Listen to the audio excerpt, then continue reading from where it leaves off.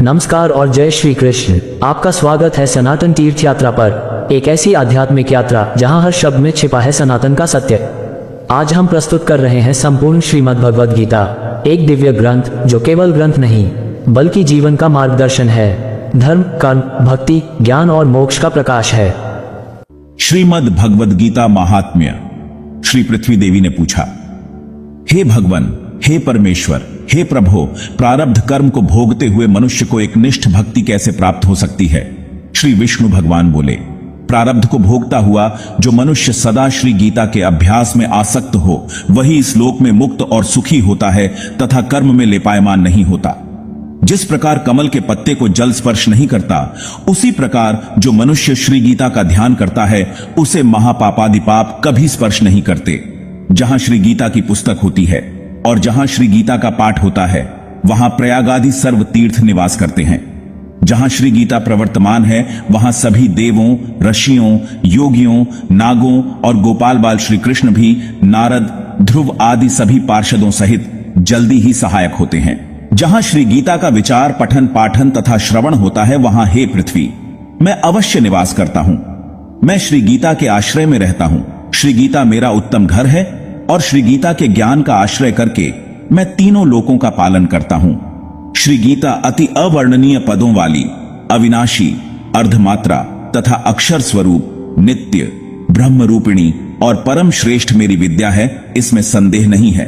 वह श्री गीता चिदानंद श्री कृष्ण ने अपने मुख से अर्जुन को कही हुई तथा तीनों वेद स्वरूप, परमानंद स्वरूप तथा तत्व रूप पदार्थ के ज्ञान से युक्त है। जो मनुष्य स्थिर मन वाला होकर नित्य श्री गीता के 18 अध्यायों का जप पाठ करता है, वह ज्ञानस्थ सिद्धि को प्राप्त होता है और फिर परम पद को पाता है। संपूर्ण पाठ करने में असमर्थ हो तो आधा पाठ करे तो भी गाय के दान से होने वाले पुण्य को प्राप्त करता है, इसमें संदेह नहीं। तीसरे भाग का पाठ करे तो गंगा स्नान का फल प्राप्त करता है और छठवें भाग का पाठ करे तो सोमयाग का फल पाता है। जो मनुष्य भक्तियुक्त होकर नित्य एक अध्याय का भी पाठ करता है, वह रुद्रलोक को प्राप्त होता है और वहां शिवजी का गण बनकर चिरकाल तक निवास करता है। हे पृथ्वी, जो मनुष्य नित्य एक अध्याय, एक श्लोक अथवा श्लोक के एक चरण का पाठ करता है, वह मनवंतर तक मनुष्यता को प्राप्त करता है। जो मनुष्य गीता के 10, 7, 5, 4, 3, 2, 1 या आधे श्लोक का पाठ करता है, वह अवश्य 10,000 वर्ष तक चंद्रलोक को प्राप्त होता है। गीता के पाठ में लगे हुए मनुष्य की अगर मृत्यु होती है तो वह पशु आदि की अधम योनियों में न जाकर पुनः मनुष्य जन्म पाता है और वहां गीता का पुनः अभ्यास करके उत्तम मुक्ति को पाता है। गीता ऐसे उच्चार के साथ जो मरता है, वह सदगति को पाता है। गीता का अर्थ तत्पर सुनने में तत्पर बना हुआ मनुष्य महापापी हो तो भी वह वैकुंठ को प्राप्त होता है और विष्णु के साथ आनंद करता है। अनेक कर्म करके नित्य श्री गीता के अर्थ का जो विचार करता है, उसे जीवन मुक्त जानो। मृत्यु के बाद वह परम पद को पाता है। गीता का आश्रय करके जनक आदि कई राजा पाप रहित होकर लोक में यशस्वी बने हैं और परम पद को प्राप्त हुए हैं। श्री गीता का पाठ करके जो महात्म्य का पाठ नहीं करता है, उसका पाठ निष्फल होता है और ऐसे पाठ को श्रम रूप कहा है। इस महात्म्य सहित श्री गीता का जो अभ्यास करता है, वह उसका फल पाता है और दुर्लभ गति को प्राप्त होता है। सूत जी बोले, गीता का यह सनातन महात्म्य मैंने कहा। गीता पाठ के अंत में जो इसका पाठ करता है, वह उपर्युक्त फल प्राप्त करता है। श्री गीता महात्म्य का अनुसंधान शौनक ऋषि बोले, हे सूत जी, अति पूर्व काल के मुनि श्री व्यास जी के द्वारा कहा हुआ तथा श्रुतियों में वर्णित श्री गीता जी का महात्म्य मुझे भली प्रकार कहिए। सूत जी बोले, आपने जो पुरातन और उत्तम गीता महात्म्य पूछा, वह अतिशय गुप्त है, अतः वह कहने के लिए कोई समर्थ नहीं है। गीता महात्म्य को श्री कृष्ण ही भली प्रकार जानते हैं, कुछ अर्जुन जानते हैं तथा व्यास, शुकदेव, याज्ञवल्क्य और जनक आदि थोड़ा बहुत जानते हैं। दूसरे लोग कर्णोपकर्ण सुनकर लोक में वर्णन करते हैं। अतः श्री व्यास जी के मुख से मैंने जो कुछ सुना है, वह आज कहता हूं। जो अपने आप श्री विष्णु भगवान के मुख कमल से निकली हुई है, गीता अच्छी तरह कंठस्थ करना चाहिए। अन्य शास्त्रों के संग्रह से क्या लाभ? गीता धर्ममय, सर्वज्ञान की प्रयोजक तथा सर्वशास्त्रमय है, अतः गीता श्रेष्ठ है। जो मनुष्य घोर संसार सागर को तैरना चाहता है, उसे गीता रूपी नौका पर चढ़कर सुखपूर्वक पार होना चाहिए। जो पुरुष इस पवित्र गीता शास्त्र को सावधान होकर पढ़ता है वह भय, शोक आदि से रहित होकर श्री विष्णु पद को प्राप्त होता है। जिसने सदैव अभ्यास योग से गीता का ज्ञान सुना नहीं है, फिर भी जो मोक्ष की इच्छा करता है, वह मूढ़ात्मा बालक की तरह हंसी का पात्र होता है। जो रात दिन गीता शास्त्र पढ़ते हैं अथवा इसका पाठ करते हैं या सुनते हैं, उन्हें मनुष्य नहीं अपितु निसंदेह देव ही जाने। हर रोज जल से किया हुआ स्नान मनुष्यों का मैल दूर करता है, किंतु गीता रूपी जल में एक बार किया हुआ स्नान भी संसार रूपी मैल का नाश करता है। जो मनुष्य स्वयं गीता शास्त्र का पठन पाठन नहीं जानता है, जिसने अन्य लोगों से वह नहीं सुना है, स्वयं को उसका ज्ञान नहीं है, जिसको उस पर श्रद्धा नहीं है, भावना भी नहीं है, वह मनुष्य लोक में भटकते हुए शूकर जैसा ही है। उससे अधिक नीच दूसरा कोई मनुष्य नहीं है, क्योंकि वह गीता को नहीं जानता है। जो गीता के अर्थ का पठन नहीं करता, उसके ज्ञान को, आचार को, व्रत को, चेष्टा को, तप को और यश को धिक्कार है।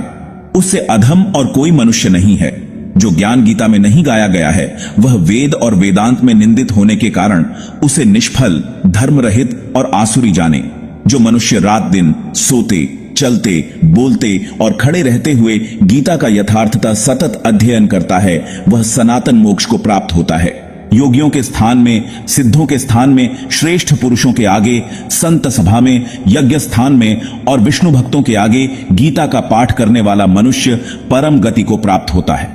जो गीता का पाठ और श्रवण हर रोज करता है, उसने दक्षिणा के साथ अश्वमेध आदि यज्ञ किए ऐसा माना जाता है।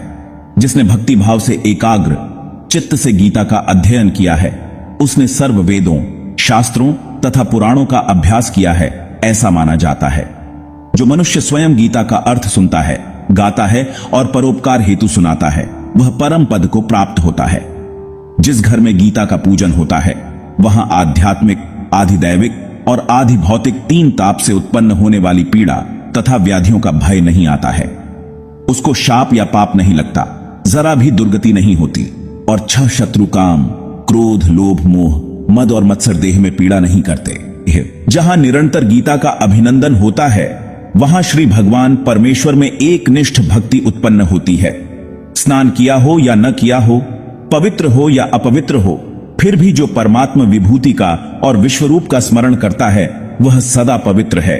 सब जगह भोजन करने वाला और सर्व प्रकार का दान लेने वाला भी अगर गीता पाठ करता हो तो कभी लेपायमान नहीं होता। जिसका चित्त सदा गीता में ही रमण करता है, वह संपूर्ण अग्निहोत्री, सदा जप करने वाला, क्रियावान तथा पंडित है।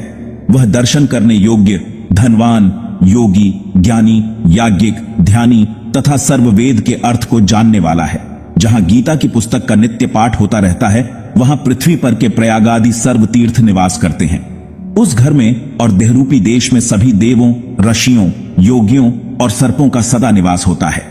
गीता, गंगा, गायत्री, सीता, सत्या, सरस्वती, ब्रह्म विद्या, ब्रह्मवल्ली, त्रिसंध्या, मुक्तगेहिनी, अर्धमात्रा, चिदानंदा, भवग्नि, भयनाशिनी, वेदत्रयी, परा, अनंता और तत्वार्थ ज्ञान मंजरी तत्व रूपी अर्थ के ज्ञान का भंडार, इस प्रकार गीता के 18 नामों का स्थिर मन से जो मनुष्य नित्य जप करता है, वह शीघ्र ज्ञान सिद्धि और अंत में परम पद को प्राप्त होता है।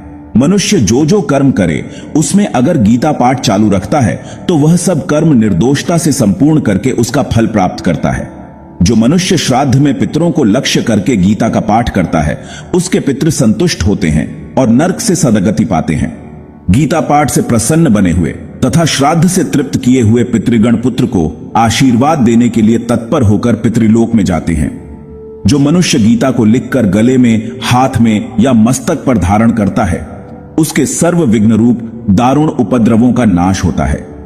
भरतखंड में 4 वर्णों में मनुष्य देह प्राप्त करके भी जो अमृत स्वरूप गीता नहीं पढ़ता है या नहीं सुनता है, वह हाथ में आया हुआ अमृत छोड़कर कष्ट से विष खाता है। किंतु जो मनुष्य गीता सुनता है, पढ़ता, तो वह इस लोक में गीता रूपी अमृत का पान करके मोक्ष प्राप्त कर सुखी होता है। संसार के दुखों से पीड़ित जिन मनुष्यों ने गीता का ज्ञान सुना है, उन्होंने अमृत प्राप्त किया है और वे श्री हरि के धाम को प्राप्त हो चुके हैं।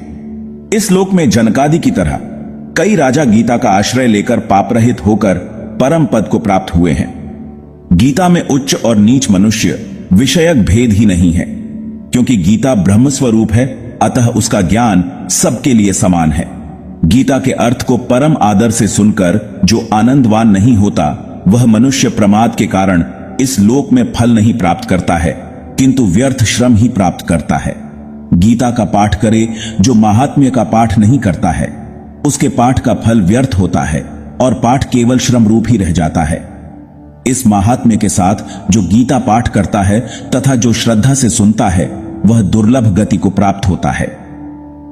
गीता में श्री कृष्ण भगवान के नामों के अर्थ अनंत रूप, वह जिनके अनंत रूप हैं, अच्युत, वह जिनका कभी क्षय नहीं होता, अरिसूदन, प्रयत्न के बिना ही शत्रु का नाश करने वाले, कृष्ण, कृष्ण सत्तावाचक है न आनंदवाचक है, इन दोनों के एकत्व का सूचक पर ब्रह्म भी कृष्ण कहलाता है, केशव, क माने ब्रह्म को और ईश शिव को वश में रखने वाले, केशनिशूदन, घोड़े का आकार वाले केशी नामक दैत्य का नाश करने वाले, कमल पत्राक्ष, कमल के पत्ते जैसी सुंदर विशाल आंखों वाले, गोविंद, गो माने वेदांत वाक्यों के द्वारा जो जाने जा सकते हैं, जगतपति, जगत के पति, जगन निवास, जिनमें जगत का निवास है अथवा जो जगत में सर्वत्र बसे हुए हैं, जनार्दन, दुष्ट जनों को, भक्तों के शत्रुओं को पीड़ित करने वाले, देवदेव, देवताओं के पूज्य, देववर, देवताओं में श्रेष्ठ, पुरुषोत्तम, वह क्षर और अक्षर दोनों पुरुषों से उत्तम अथवा शरीर रूपी पुरों में रहने वाले पुरुषों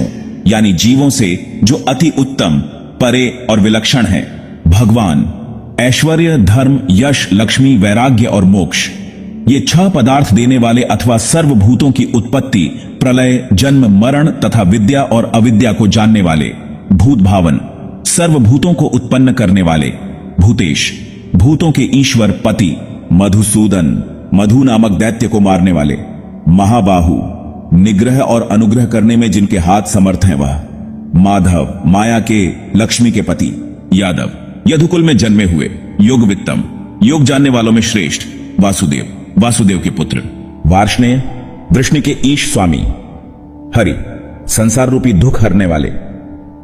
गीता में अर्जुन के नामों के अर्थ पांडव, पांडु का पुत्र, पार्थ, पृथा माने कुंती का पुत्र, धनंजय, दिग्विजय में सर्व राजाओं को जीतने वाला, सव्यसाचिन, बाएं हाथ से भी सरसंधान करने वाला, कपिध्वज, वह जिसके ध्वज पर कपि माने हनुमान जी हैं, कुरुश्रेष्ठ, कुरुकुल में उत्पन्न होने वालों में श्रेष्ठ, कुरुनंदन, कुरुवंश के राजा के पुत्र, कुरुप्रवीर, कुरुकुल में जन्मे हुए पुरुषों में विशेष तेजस्वी, कौन्तेय, कुंती का पुत्र, गुड़ाकेश, निद्रा को जीतने वाला, निद्रा का स्वामी अथवा गुड़ाक माने शिव जिसके स्वामी हैं, धनुर्धर, धनुष को धारण करने वाला, परंतप, परम तपस्वी अथवा शत्रुओं को बहुत तपाने वाला, पुरुष व्याघ्र, पुरुषों में व्याघ्र जैसा, पुरुष ऋषभ, पुरुषों में ऋषभ माने श्रेष्ठ, भरत श्रेष्ठ, भरत के वंशजों में श्रेष्ठ, भरत सत्तम, भरतवंशियों में श्रेष्ठ, भारत, भा माने ब्रह्म विद्या में अति प्रेम वाला अथवा भरत का वंशज, महाबाहु, बड़े हाथों वाला, अनघ, पापहित, निष्पाप। पहला अध्याय, अर्जुन विषाद योग। धृतराष्ट्र बोले, हे संजय, धर्मभूमि कुरुक्षेत्र में एकत्रित युद्ध की इच्छा वाले मेरे और पांडु के पुत्रों ने क्या किया? संजय बोले, उस समय राजा दुर्योधन ने व्यूहरचना युक्त पांडवों की सेना को देखकर और द्रोणाचार्य के पास जाकर यह वचन कहा, हे आचार्य, आपके बुद्धिमान शिष्य द्रुपद पुत्र धृष्टद्युम्न के द्वारा व्यूहाकार खड़ी की हुई पांडु पुत्रों की इस बड़ी भारी सेना को देखिए। इस सेना में बड़े बड़े धनुषों वाले तथा युद्ध में भीम और अर्जुन के समान शूरवीर सात्यकी और विराट तथा महारथी राजा द्रुपद, धृष्टकेतु और चेकितान तथा बलवान काशीराज, पुरुजित, कुंती भोज और मनुष्यों में श्रेष्ठ शैभ्य, पराक्रमी युद्धामन्यु तथा बलवान उत्तमौजा, सुभद्रा पुत्र अभिमन्यु और द्रौपदी के 5 पुत्र, ये सभी महारथी हैं। हे ब्राह्मण श्रेष्ठ, अपने पक्ष में भी जो प्रधान हैं उनको आप समझ लीजिए। आपकी जानकारी के लिए मेरी सेना के जो सेनापति हैं उनको बतलाता हूं।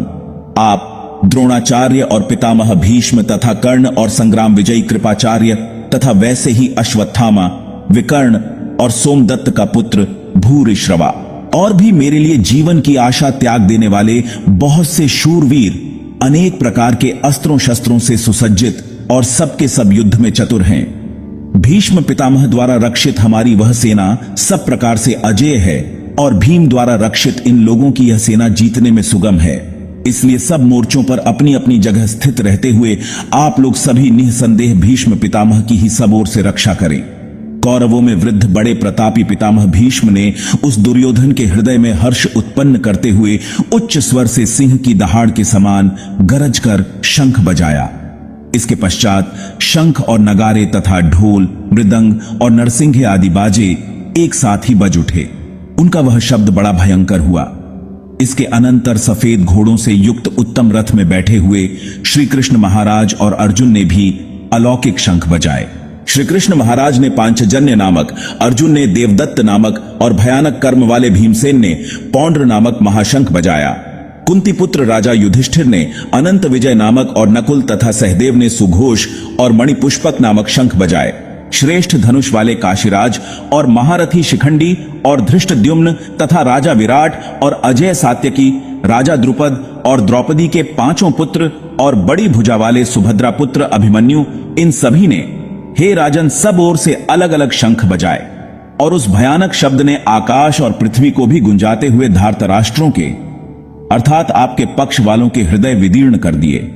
हे राजन, इसके बाद कपिध्वज अर्जुन ने मोर्चा बांधकर डटे हुए धृतराष्ट्र संबंधियों को देखकर उस शस्त्र चलाने की तैयारी के समय धनुष उठाकर ऋषिकेश श्री कृष्ण महाराज से यह वचन कहा, हे अच्युत, मेरे रथ को दोनों सेनाओं के बीच में खड़ा कीजिए और जब तक कि मैं युद्ध क्षेत्र में डटे हुए युद्ध के अभिलाषी इन विपक्षी योद्धाओं को भली प्रकार देख न लूं कि इस युद्ध रूप व्यापार में मुझे किन किन के साथ युद्ध करना योग्य है, तब तक उसे खड़ा रखिए।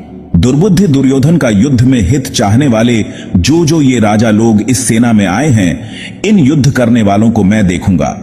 संजय बोले, हे धृतराष्ट्र, अर्जुन द्वारा इस प्रकार कहे हुए महाराज श्री कृष्णचंद्र ने दोनों सेनाओं के बीच में भीष्म और द्रोणाचार्य के सामने तथा संपूर्ण राजाओं के सामने उत्तम रथ को खड़ा करके इस प्रकार कहा कि हे पार्थ, युद्ध के लिए जुटे हुए इन कौरवों को देख। इसके बाद प्रथापुत्र अर्जुन ने उन दोनों सेनाओं में स्थित ताऊ चाचों को, दादों परदादों को, गुरुओं को, मामाओं को, भाइयों को, पुत्रों को, पौत्रों को तथा मित्रों को, ससुरों को और सुहृदों को भी देखा। उन उपस्थित संपूर्ण बंधुओं को देखकर वे कुंती पुत्र अर्जुन अत्यंत करुणा से युक्त होकर शोक करते हुए यह वचन बोले। अर्जुन बोले, हे कृष्ण, युद्ध क्षेत्र में डटे हुए युद्ध के अभिलाषी इस स्वजन समुदाय को देखकर मेरे अंग शिथिल हुए जा रहे हैं और मुख सूखा जा रहा है तथा मेरे शरीर में कंप और रोमांच हो रहा है। हाथ से गांडीव धनुष गिर रहा है और त्वचा भी बहुत जल रही है तथा मेरा मन भ्रमित हो रहा है, इसलिए मैं खड़ा रहने को भी समर्थ नहीं हूं। हे केशव, मैं लक्षणों को भी विपरीत देख रहा हूं तथा युद्ध में स्वजन समुदाय को मारकर कल्याण भी नहीं देखता। हे कृष्ण, मैं न तो विजय चाहता हूं और न राज्य तथा सुखों को ही। हे गोविंद, हमें ऐसे राज्य से क्या प्रयोजन है अथवा ऐसे भोगों से और जीवन से भी क्या लाभ है। हमें जिनके लिए राज्य, भोग और सुखादि अभीष्ट हैं, वे ही ये सब धन और जीवन की आशा को त्याग कर युद्ध में खड़े हैं। गुरुजन, ताऊ चाचे, लड़के और उसी प्रकार दादे, मामे, ससुर, पौत्र, साले तथा और भी संबंधी लोग हैं। हे मधुसूदन, मुझे मारने पर भी अथवा तीनों लोकों के राज्य के लिए भी मैं इन सबको मारना नहीं चाहता, फिर पृथ्वी के लिए तो कहना ही क्या। हे जनार्दन, धृतराष्ट्र के पुत्रों को मारकर हमें क्या प्रसन्नता होगी, इन आतताइयों को मारकर तो हमें पाप ही लगेगा। अतएव हे माधव, अपने ही बांधव धृतराष्ट्र के पुत्रों को मारने के लिए हम योग्य नहीं हैं, क्योंकि अपने ही कुटुंब को मारकर हम कैसे सुखी होंगे। यद्यपि लोभ से भ्रष्ट चित्त हुए ये लोग कुल के नाश से उत्पन्न दोष को और मित्रों से विरोध करने में पाप को नहीं देखते, तो भी हे जनार्दन, कुल के नाश से उत्पन्न दोष को जानने वाले हम लोगों को इस पाप से हटने के लिए क्यों नहीं विचार करना चाहिए। कुल के नाश से सनातन कुल धर्म नष्ट हो जाते हैं। धर्म के नाश हो जाने पर संपूर्ण कुल में पाप भी बहुत फैल जाता है। हे कृष्ण, पाप के अधिक बढ़ जाने से कुल की स्त्रियां अत्यंत दूषित हो जाती हैं और हे वार्ष्णेय, स्त्रियों के दूषित हो जाने पर वर्ण संकर उत्पन्न होता है। हे जनार्दन, जिनका कुल धर्म नष्ट हो गया है, ऐसे मनुष्यों का अनिश्चित काल तक नरक में वास होता है, ऐसा हम सुनते आए हैं। संजय बोले, रणभूमि में शोक से उद्विग्न मन वाले अर्जुन इस प्रकार कहकर बाण सहित धनुष को त्याग कर रथ के पिछले भाग में बैठ गए। इस प्रकार उपनिषद, ब्रह्म विद्या तथा योग शास्त्र रूप श्रीमद् भगवद गीता के श्री कृष्ण अर्जुन संवाद में अर्जुन विषाद योग नामक प्रथम अध्याय संपूर्ण हुआ। दूसरा अध्याय सांख्य योग। संजय बोले, उस प्रकार करुणा से व्याप्त और आंसुओं से पूर्ण तथा व्याकुल नेत्रों वाले शोकयुक्त उस अर्जुन के प्रति भगवान मधुसूदन ने यह वचन कहा। श्री भगवान बोले, हे अर्जुन, तुझे इस असमय में यह मोह किस हेतु से प्राप्त हुआ? क्योंकि न तो यह श्रेष्ठ पुरुषों द्वारा आचरित है, न स्वर्ग को देने वाला है और न कीर्ति को करने वाला ही है। इसलिए हे अर्जुन, नपुंसकता को मत प्राप्त हो, तुझमें यह उचित नहीं जान पड़ती। हे परंतप, हृदय की तुच्छ दुर्बलता को त्याग कर युद्ध के लिए खड़ा हो जा। अर्जुन बोले, हे मधुसूदन, मैं रणभूमि में किस प्रकार बाणों से भीष्म पितामह और द्रोणाचार्य के विरुद्ध लड़ूंगा? क्योंकि हे अरिसूदन, वे दोनों ही पूजनीय हैं। इसलिए इन महानुभाव गुरुजनों को न मारकर मैं इस लोक में भिक्षा का अन्न भी खाना कल्याणकारक समझता हूं, क्योंकि गुरुजनों को मारकर भी इस लोक में रुधिर से सने हुए अर्थ और कामरूप भोगों को ही तो भोगूंगा। हम यह भी नहीं जानते कि हमारे लिए युद्ध करना और न करना, इन दोनों में से कौन सा श्रेष्ठ है, अथवा यह भी नहीं जानते कि उन्हें हम जीतेंगे या हमको वे जीतेंगे। और जिनको मारकर हम जीना भी नहीं चाहते, वे ही हमारे आत्मीय धृतराष्ट्र के पुत्र हमारे मुकाबले में खड़े हैं। इसलिए कायरता रूप दोष से उपाहत हुए स्वभाव वाला तथा धर्म के विषय में मोहित चित्त हुआ मैं आपसे पूछता हूं कि जो साधन निश्चित कल्याणकारक हो वह मेरे लिए कहिए, क्योंकि मैं आपका शिष्य हूं। इसलिए आपके शरण हुए मुझको शिक्षा दीजिए, क्योंकि भूमि में निष्कंटक धन धान्य संपन्न राज्य को और देवताओं के स्वामी पने को प्राप्त होकर भी मैं उस उपाय को नहीं देखता हूं जो मेरी इंद्रियों को सुखाने वाले शोक को दूर कर सके। संजय बोले, हे राजन, निद्रा को जीतने वाले अर्जुन अंतर्यामी श्री कृष्ण महाराज के प्रति इस प्रकार कहकर फिर श्री गोविंद भगवान से युद्ध नहीं करूंगा, यह स्पष्ट कहकर चुप हो गए। हे भरतवंशी धृतराष्ट्र, अंतर्यामी श्री कृष्ण महाराज ने दोनों सेनाओं के बीच में शोक करते हुए उस अर्जुन को हंसते हुए से यह वचन बोले। श्री भगवान बोले, हे अर्जुन, तू न शोक करने योग्य मनुष्यों के लिए शोक करता है और पंडितों के जैसे वचनों को कहता है, परंतु जिनके प्राण चले गए हैं उनके लिए और जिनके प्राण नहीं गए हैं उनके लिए भी पंडित जन शोक नहीं करते। न तो ऐसा ही है कि मैं किसी काल में नहीं था, तू नहीं था, अथवा ये राजा लोग नहीं थे, और न ऐसा ही है कि इससे आगे हम सब नहीं रहेंगे। जैसे जीवात्मा की इस देह में बालकपन, जवानी और वृद्धावस्था होती है, वैसे ही अन्य शरीर की प्राप्ति होती है। उस विषय में धीर पुरुष मोहित नहीं होता। हे कुंती पुत्र, सर्दी गर्मी और सुख दुख देने वाले इंद्रिय और विषयों के संयोग तो उत्पत्ति विनाशशील और अनित्य हैं। इसलिए हे भारत, उसको तू सहन कर, क्योंकि हे पुरुष श्रेष्ठ, दुख सुख को समान समझने वाले जिस धीर पुरुष को ये इंद्रिय और विषयों के संयोग व्याकुल नहीं करते, वह मोक्ष के योग्य होता है। असत वस्तु की सत्ता नहीं है और सत का अभाव नहीं है। इस प्रकार तत्वज्ञानी पुरुषों द्वारा इन दोनों का ही तत्व देखा गया है। नाश रहित तो तू उसको जान, जिससे यह संपूर्ण जगत दृश्य वर्ग व्याप्त है। इस अविनाशी का विनाश करने में भी कोई समर्थ नहीं है। इस नाश रहित अप्रमेय नित्य स्वरूप जीवात्मा के ये सब शरीर नाशवान कहे गए हैं। इसलिए हे भरतवंशी अर्जुन, तू युद्ध कर। जो उस आत्मा को मारने वाला समझता है तथा जो इसको मरा मानता है, वे दोनों ही नहीं जानते, क्योंकि यह आत्मा वास्तव में न तो किसी को मारता है और न किसी के द्वारा मारा जाता है। यह आत्मा किसी काल में भी न तो जन्मता है और न मरता ही है, तथा न यह उत्पन्न होकर फिर होने वाला ही है, क्योंकि यह अजन्मा, नित्य, सनातन और पुरातन है। शरीर के मारे जाने पर भी यह नहीं मारा जाता है। हे पृथापुत्र अर्जुन, जो पुरुष इस आत्मा को नाश रहित, नित्य, अजन्मा और अव्यय जानता है, वह पुरुष कैसे किसको मरवाता है और कैसे किसको मारता है। जैसे मनुष्य पुराने वस्त्रों को त्याग कर दूसरे नए वस्त्रों को ग्रहण करता है, वैसे ही जीवात्मा पुराने शरीरों को त्याग कर दूसरे नए शरीरों को प्राप्त होता है। इस आत्मा को शस्त्र काट नहीं सकते, इसको आग जला नहीं सकती, इसको जल गला नहीं सकता और वायु सुखा नहीं सकती, क्योंकि यह आत्मा अच्छेद्य है। यह आत्मा अदाह्या, अक्लेद्य और निसंदेह अशोष्य है, तथा यह आत्मा नित्य, सर्वव्यापी, अचल स्थिर रहने वाला और सनातन है। यह आत्मा अव्यक्त है, यह आत्मा अचिंत्य है और यह आत्मा विकार रहित कहा जाता है। इससे हे अर्जुन, इस आत्मा को उपर्युक्त प्रकार से जानकर तू शोक करने के योग्य नहीं है, अर्थात तुझे शोक करना उचित नहीं है।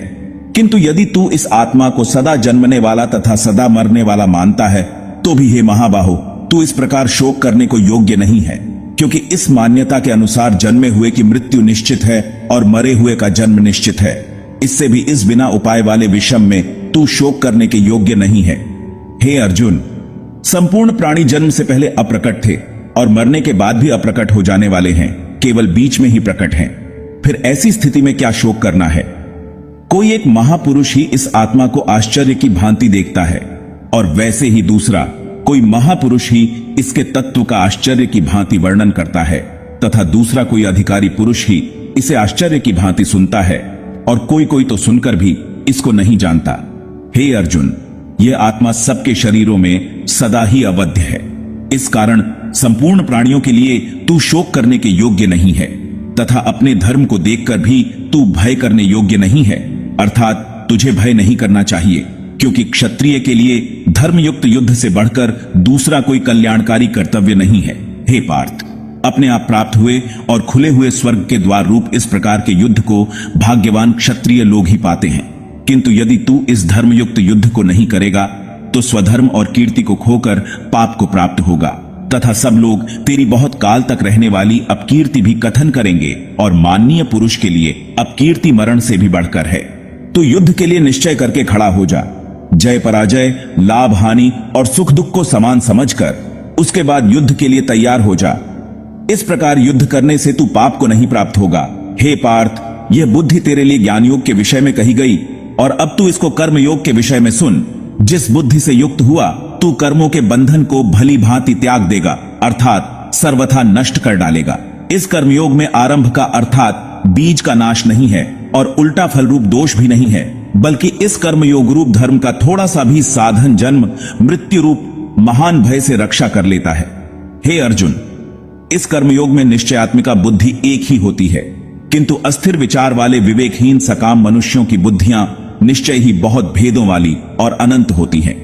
हे अर्जुन, जो भोगों में तन्मय हो रहे हैं, जो कर्म फल के प्रशंसक वेदवाक्यों में ही प्रीति रखते हैं, जिनकी बुद्धि में स्वर्ग ही परम प्राप्य वस्तु है और जो स्वर्ग से बढ़कर दूसरी कोई वस्तु ही नहीं है, ऐसा कहने वाले हैं, वे अविवेकी जन इस प्रकार की जिस पुष्पित अर्थात दिखाऊ शोभायुक्त वाणी को कहा करते हैं, जो कि जन्म रूप कर्म फल देने वाली और भोग तथा ऐश्वर्य की प्राप्ति के लिए नाना प्रकार की बहुत सी क्रियाओं का वर्णन करने वाली है। उस वाणी द्वारा जिनका चित्त हर लिया गया है, जो भोग और ऐश्वर्य में अत्यंत आसक्त हैं, उन पुरुषों की परमात्मा में निश्चयात्मिका बुद्धि नहीं होती। हे अर्जुन, वेद उपर्युक्त प्रकार से तीनों गुणों के कार्य रूप समस्त भोगों और उनके साधनों का प्रतिपादन करने वाले हैं।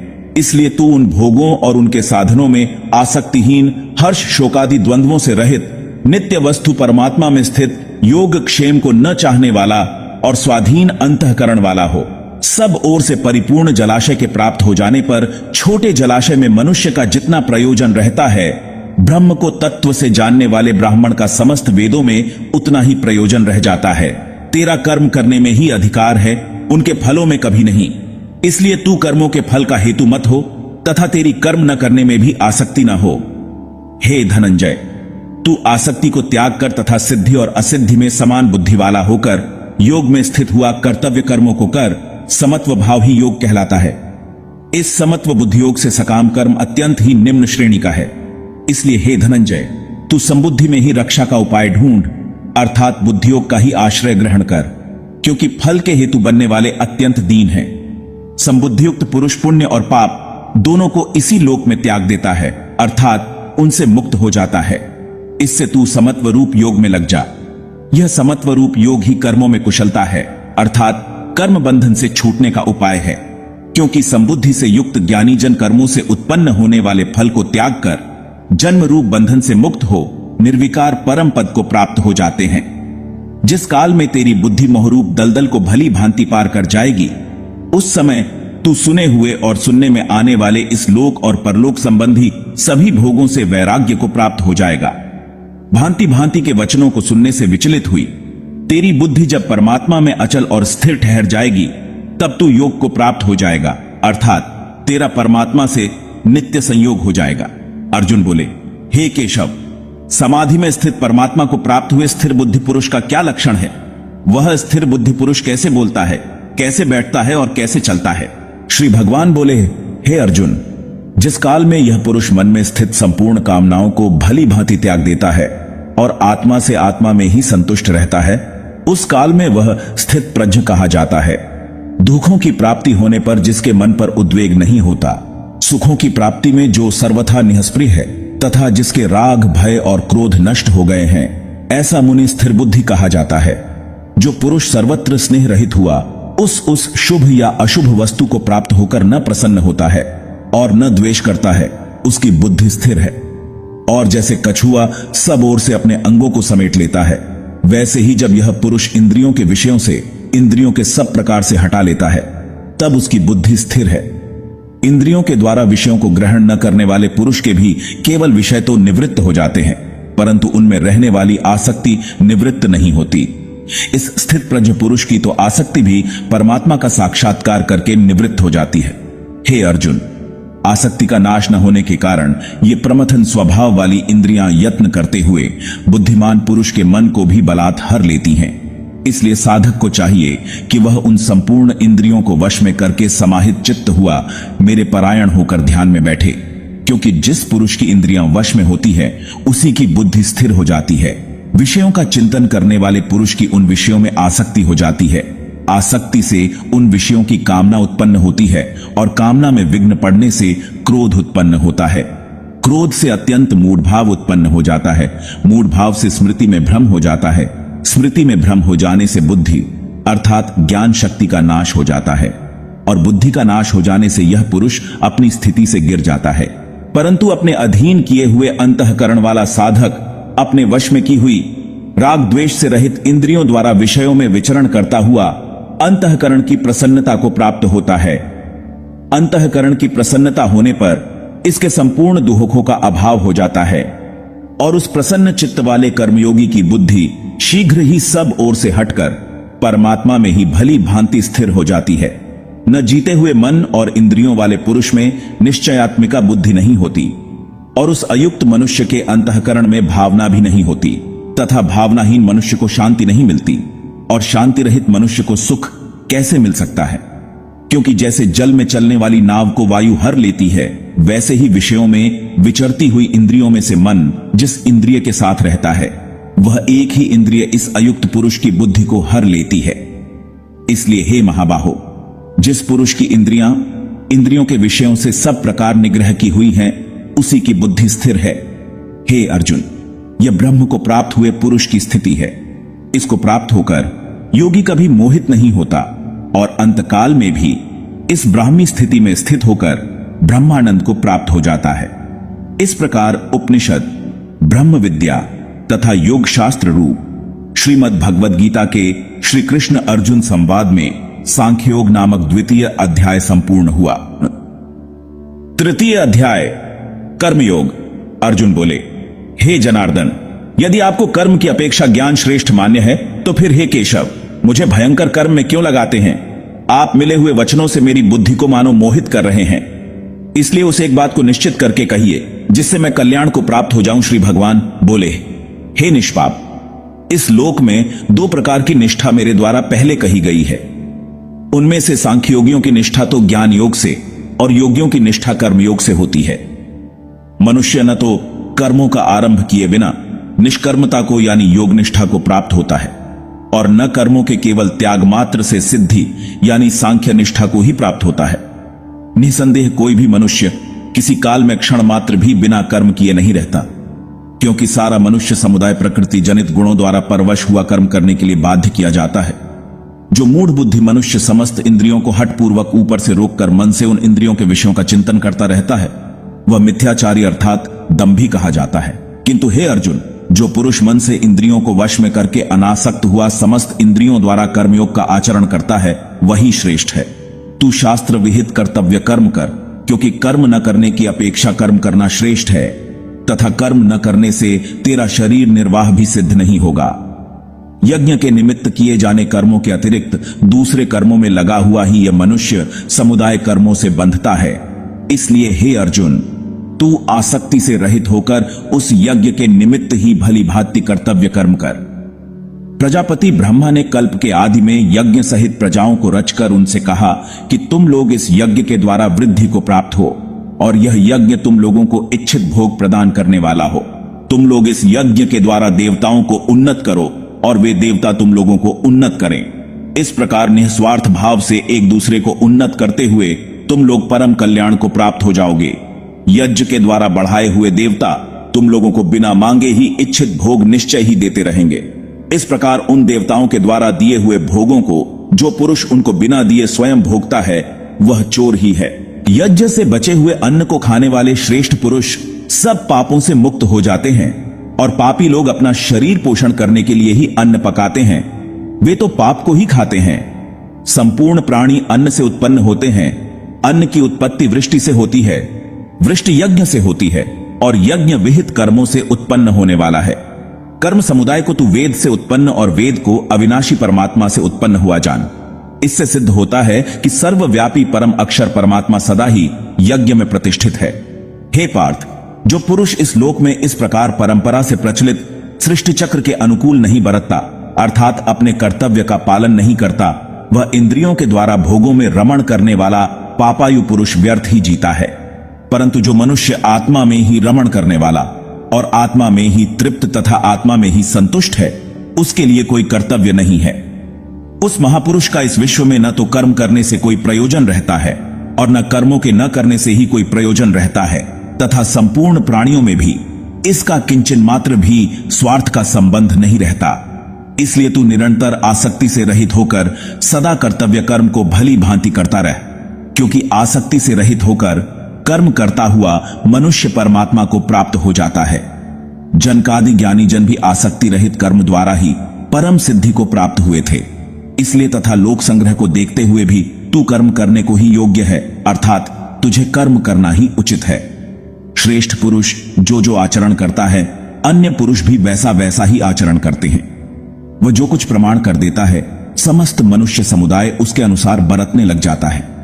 हे अर्जुन, मुझे इन तीनों लोकों में न तो कुछ कर्तव्य है, न ही कोई भी प्राप्त करने योग्य वस्तु अप्राप्त है, तो भी मैं कर्म में ही बरतता हूं। क्योंकि हे पार्थ, यदि कदाचित मैं सावधान होकर कर्मों में न बरतूं तो बड़ी हानि हो जाए, क्योंकि मनुष्य सब प्रकार से मेरे ही मार्ग का अनुसरण करते हैं।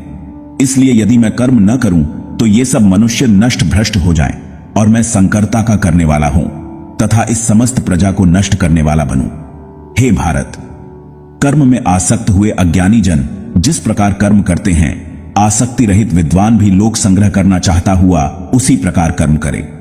परमात्मा के स्वरूप में अटल स्थित हुए ज्ञानी पुरुष को चाहिए कि वह शास्त्र विहित कर्मों में आसक्ति वाले अज्ञानियों की बुद्धि में भ्रम अर्थात कर्मों में अश्रद्धा उत्पन्न न करे, किंतु स्वयं शास्त्र विहित समस्त कर्म भली भांति करता हुआ उनसे भी वैसे ही करवावे।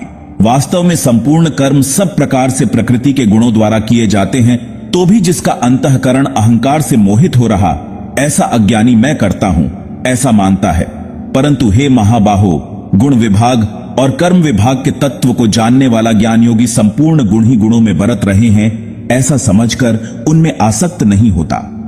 प्रकृति के गुणों से अत्यंत मोहित हुए मनुष्य गुणों में और कर्मों में आसक्त रहते हैं। उन पूर्णतया न समझने वाले मंदबुद्धि अज्ञानियों को पूर्णतया जानने वाला ज्ञानी विचलित न करे।